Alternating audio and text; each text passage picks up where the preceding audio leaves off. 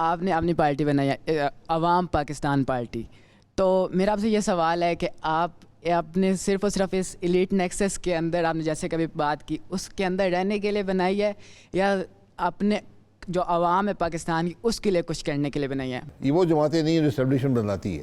Election سے پہلے 3-4 جماعتیں بن جاتی ہیں، اس کا ووٹ توڑتی ہیں، اس کا ووٹ جوڑتی ہیں اور وہ ختم ہو جاتی ہیں. تو ہم وہ جماعت نہیں ہیں، پہلی گراس روٹ جماعت ہے. اور میرا خیال ہے کہ جب پی ٹی آئی آئی تھی اس کے بعد یہ پہلی گراس روٹ جماعت ہے جو ہم کوشش کر رہے ہیں.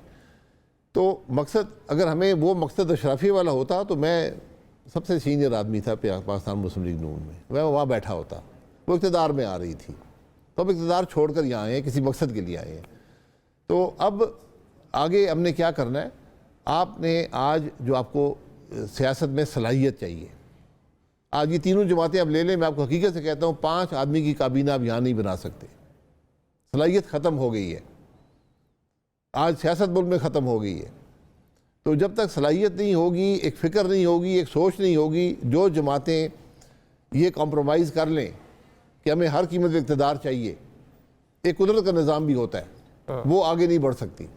آپ کی عقل میں پردہ پڑ جاتا ہے. یہ باتیں ہمیں سمجھنے والی ہیں.